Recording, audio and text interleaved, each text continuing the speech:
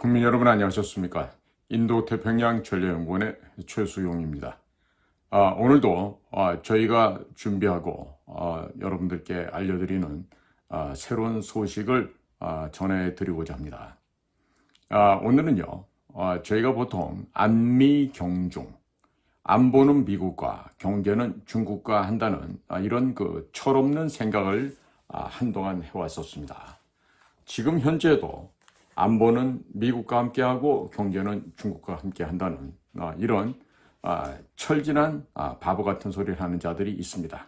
정부 안에도 있고 학계에도 있고 물론 쓰레기 집합장인 국회 안에도 있겠습니다만은 오늘 제가 드리는 얘기는요, 이와 같은 안미경중의 이런 불합리하고 앞을 내다보지 못하는 이런 헛소리, 망언은 이제 좀 그만 그쳐야 하겠다 하는 심정에서 중국으로 하여금 힘들게 견딜 수 없게끔 하는, 즉 다시 말해서 중국의 공산당 집권 형태 자체를 자유민주주의로 대체하고 현재의 공산 괴뢰 정권들은 더 이상 지구상에 인류와 함께 공생할 수 없게끔 하는 그런 근본적인 대책을 마련해야 한다. 이런 생각을 갖고 있기 때문에 오늘 방송을 하게 됩니다.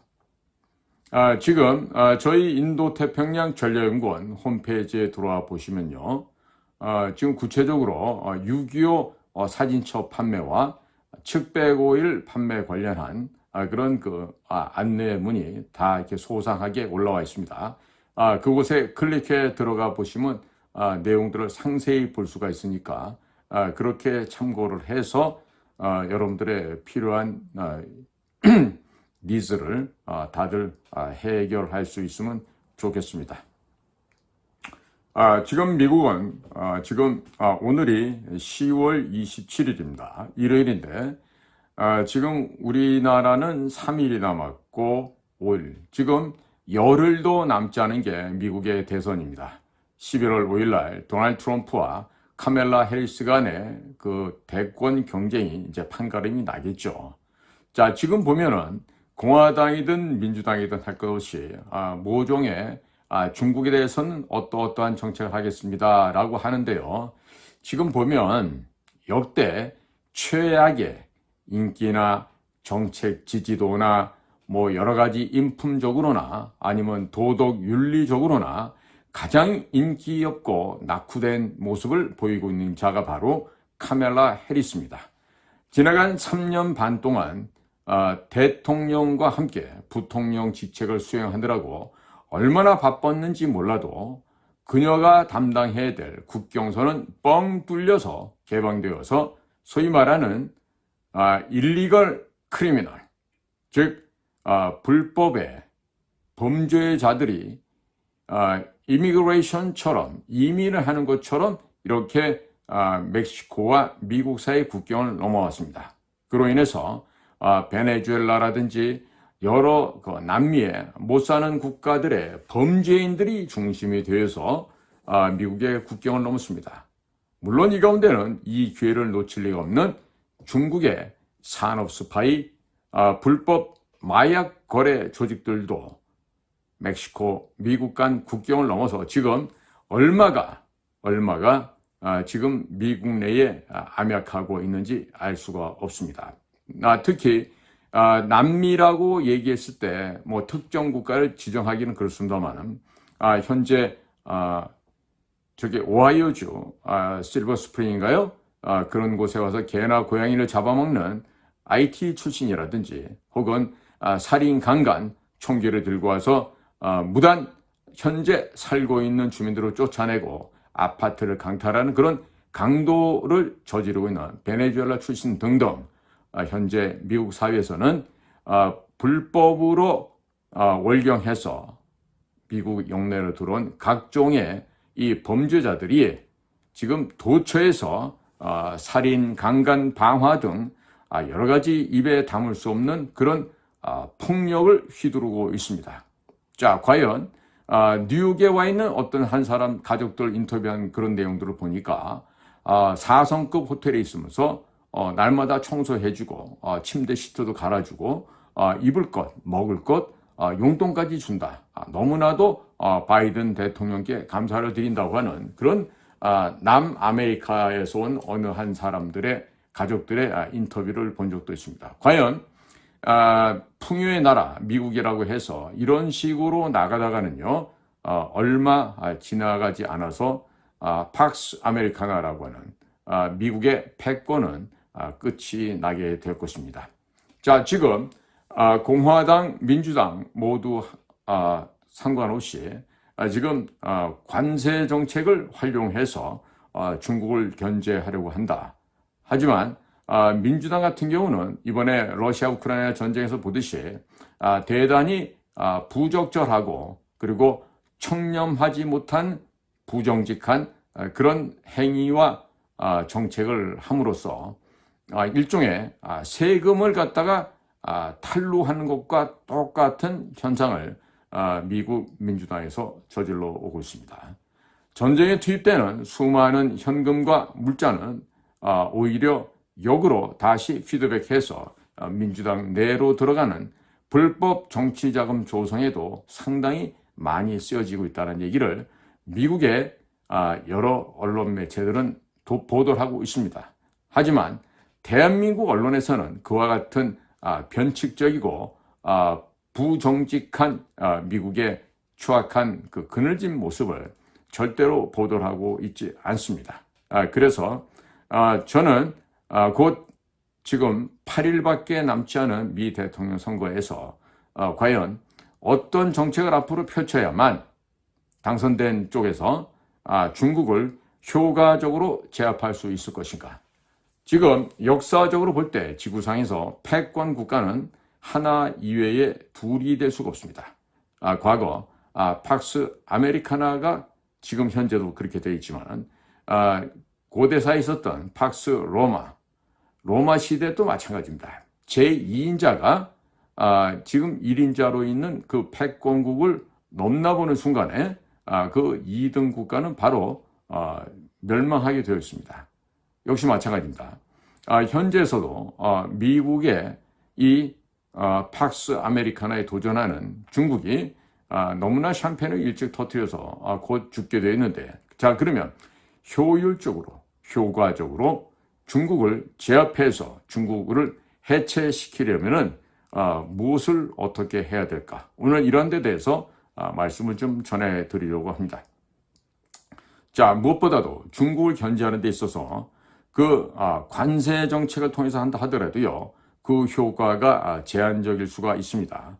자, 이것이 관세가 주로 수입업자들에게 관세를 부과하는 방식 때문에 기인한다고 볼 수가 있습니다. 자, 그래서 중국 측에게 보다 크고 돌이킬 수 없는 처절한 그런 타격을 주기 위해서는 무엇을 해야 될까를 한번 생각을 해봐야 됩니다. 자, 그래서 첫 번째로 관세 정책을 개선하는 데 있어서 어떤 식의 관세 정책을 개선해야 될 것인가, 이 점에 대해서 말씀을 드리겠습니다. 자, 첫 번째로 관세 부과 대상을 변경해야만 합니다.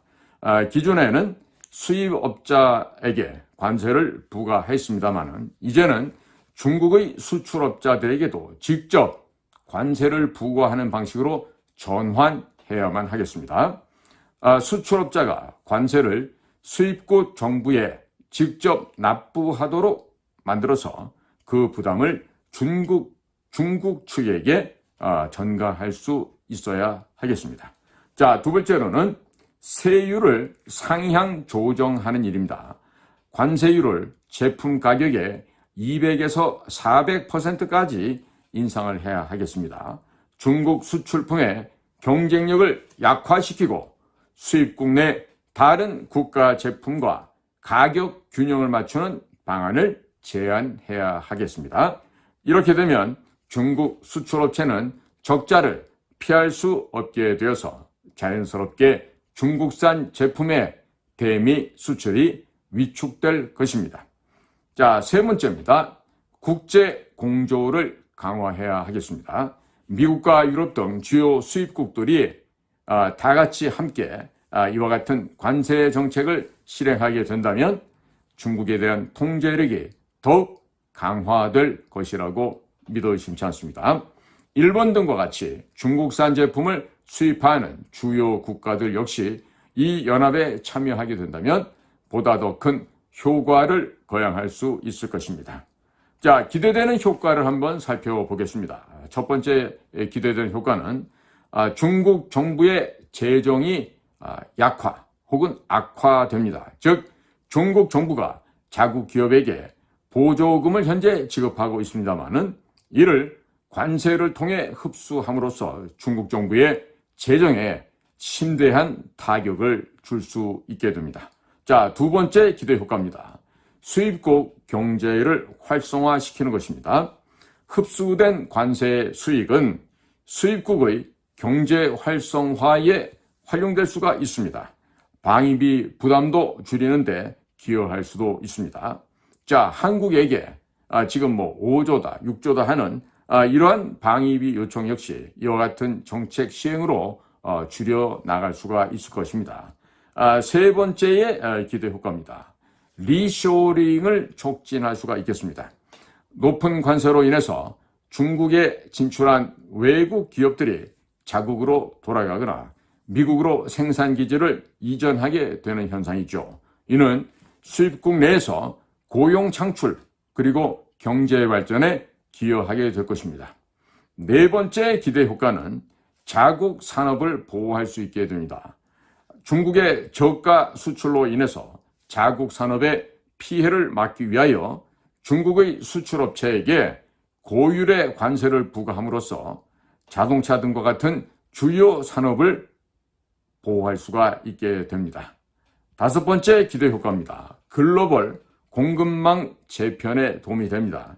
중국 이외의 국가로 생산 기지를 이전하게 하여 글로벌 공급망을 재편할 수 있습니다.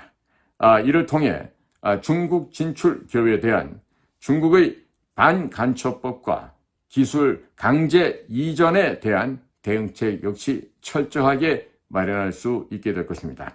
자, 여섯 번째 기대 효과입니다. 중국의 국제 영향력을 약화시킬 수가 있습니다. 중국 정부의 재정 악화는 국제 무대에서 중국의 영향력을 축소시킬 것이고 나아가서 지역 안정을 도모하고 중국 내부의 소수민족 봉기를 유발시킬 가능성도 점차 고조될 것입니다. 자, 덧붙인다라면 중국 제품에 대한 사전 기술 검증제 도입을 제한해야 하겠습니다. 이것은 중국 제품이 불법적으로 획득한 기술을 이용하고 있는지 그 진실 여부를 검증하는 절차를 도입하여 반드시 확행해야 되는 제도적인 절차라 하겠습니다. 자, 예를 들어 보겠습니다. 중국 제품을 사전에 기술을 검증하는 제도입니다. 이 제도의 첫 번째 목적으로서는 불법 기술로 생산된 중국 제품의 수출을 막고 공정한 국제 경쟁 환경을 조성하는 것을 목표로 해야 합니다. 자, 이 중국 제품을 사전 기술 검증제를 실시하는 주요한 내용으로서는 수출하기 전 제품의 기술의 근본적인 출처 그리고 정당한 입수 사용 여부를 철저히 검증해서 불법적인 기술 탈취나 강제 기술 이전으로 제작된 제품의 수출을 금지하는 것입니다. 우회적인 수출을 할 때에도 징벌적 과징금을 부과해서 역시 동일한 효과를 대응할 수 있게 될 것입니다. 자, 이와 같은 것은 중국의 불공정한 기술 획득과 수출 관행을 견제하는 데 기여할 수 있을 것으로 생각이 됩니다. 물론 여기에는 또한 여러 나라 간의 국제적인 공조와 함께 명확한 기술 검증 기준이 마련이 되어야 하겠습니다. 자, 이와 같은 얘기는요, 우리 인도태평양 전략연구원에 참 이렇게 물심양면으로 많은 조언과 제언을 해주고 계시는 미국의 한 지식인께서 이와 같은 의견을 제시를 해주셨고 이와 관련돼서 상세한 내용은 이미 영어로 번역을 해서 도널드 트럼프와 JD 번스 이번 선거 캠프 쪽으로 전달을 하였습니다. 제가 오늘 이 내용을 지금 방송에 지금 업로드하는 것은요, 대단히 합리적이면서도 전쟁이나 커다란 분규 없이 아주 자연스럽게 중국의 성장을 막아버리고 더 이상 G20이 이런 불필요한 이야기가 나오지 않게끔 원천적으로 중국을 봉쇄하는 겁니다. 지구상에 패권 국가는 둘이 될 수가 없습니다. 따라서 패권국이 되고자 쓸데없는 노력을 하고 있는 중국은 가장 빠른 시간 내에 공멸, 괴멸, 멸망시켜야 되는데 그 가장 좋은 방법은 경제적인 타격을 입혀서 결국에 더 이상 성장 못하고 퇴조하는 내부적으로 내파되어 붕괴되도록 하는 그런 경제적인 측면에서의 정책을 시행하는 일이 되겠습니다. 제가 오늘 관련된 동영상 역시 지금 더보기 쪽에다 올려놓겠습니다. 자료들이 유튜브에서 나온 자료들인데 영어로 되어 있지만 동시에 자막도 뜨는 그런 자료들입니다. 한번 보시면서 우리는 자유무역에 우리가 역시 참여를 하고 어떤 제한이 없는 그런 서로 상호간의 호혜 평등의 자유무역을 해야 된다고 할 수가 있겠습니다. 그러나 지금 현재 상황은 중국이라고 하는 변질된 프랑켄슈타인 괴물로 인해서 전 세계가 환경적으로 오염돼 가고 또 수출입상의 국제 환율 시장이나 많은 거래 분야에 있어서 중국으로 인한 악영향, 그 다음에 부의 효과가 지금 너무나도 많이 번지고 있습니다. 오늘도 제가 다른 이야기를 하겠지만은요, 이와 같은 관세 정책에 관해서는요, 우리가 역시 미국과 보조를 맞추어서 그런 덜 떨어진 소리, 즉 안미 경중, 안 보는 미국, 경제는 중국 간다는 이런 헛소리 망언을 이제는 더 이상 대한민국 사회 내에서 흘러나오는 일이 없도록 해야 되겠습니다. 이런 얘기는요, 사실 좀 대통령 이하 국무위원급에 있는 사람들이 좀 생각들을 해야 돼요. 무역을 하는 데 있어서 지금 대중국 무역 규모가 지금 굉장히 줄어들고 있죠. 그러니까 지금 중국 하던 때는 이제 지나갔다는 얘기입니다. 제가 중국어를 처음 배우고 무슨 대학원을 다니고 할 그쯤에서야 우리가 86 아시안게임도 했고 또 88 서울올림픽도 하고 하면서 중국에 관련된 인적 필요가 급증하던 시기였습니다. 때문에 저도 그 분야에서 적지 않은 기여를 했습니다만은 어찌됐든 중국은 더 이상 전 세계 무역 질서를 교란시키고 또 선진국 기술과 노하우를 탈취, 도둑질을 해서 그들이 원하는 Made in China 2025, 2025 중국 제품의 완성을 갖다 지금 획책해 왔습니다. 하지만 이미 그들의 그러한 아주 음흉한 기도와 그들의 전략 전술을 다행히도 미국과 서방 세계가 파악을 함으로써 사전에 봉쇄할 수가 있었죠. 자, 제가 오늘 드리는 이야기도 역시 우리가 앞으로 미국에서 아마 대중국 경제적인 봉쇄, 그 다음에 대중국 압박을 더욱더 강화해 나갈 것입니다. 지금 우리가 대북 공작 사업을 함에 있어서도 마찬가지입니다. 중국은 비유를 하면 어머니에 해달래요. 젖을 주는 어머니예요. 북한은 젖을 먹어야만 하는 애기입니다. 인펀트, 베이비란 얘기죠. 자, 그러니까 젖 주는 엄마가 죽게 되면 젖을 빨아먹어야 되는 애기는 당연히 죽게 됩니다. 이게 바로 순망치한의 관계라고 할 수 있어요. 자, 그러니까 우리가 생각을 잘 해봐야 됩니다. 저는 이미 95년, 6년 그때부터 미국 CIA와 우리가 합동작전을 할 때도 늘 이야기를 했었습니다. 중국을 먼저 깨부셔야 된다. 중국을 먼저 없애버려야 된다. 그래야지 패권이 유지가 되고 세계 평화 질서가 완성이 된다. 동시에 부가적인 혜택으로 북한도 역시 멸망시킬 수가 있다. 그 당시만 해도 김일성이가 살았을 때니까 김일성, 김정일 저 독재의 권력을 없애버릴 수가 있다라고 했는데 지금 그 두 녀석 다 신인 줄 알았더니 다 죽어서 지금 이제 송장이 돼버렸죠. 자, 그러니까 지금 중국을 힘들게 하는 정책이라기보다는 중국을 지도상에서 없애버리는 이와 같은 정책을 해야 됩니다. 정말 웃으면서 미소를 지면서 옆구리를 시퍼런 사심칼로 쑤셔서 죽이는 그런 미소 작전의 일환이 될 것입니다. 뭐 중국 친구들도 알 거예요. 이미 자기들이 끝나가고 있다는 것을. 그러니까 제가 곧이어서 쓰나미가 일어나고 중국의 동부 지역이 지금 완전히 괴멸당한 그 점에 대해서도 추가적인 언급을 하도록 하겠습니다. 자, 오늘도 저희가 준비한 인도태평양 전략연구원 그리고 공작관TV 그레이트게임 시청해 주셔서 감사를 드립니다. 인도태평양 전략연구원도 여러분들께서 많이 좀 경청해 주시길 바랍니다. 감사합니다.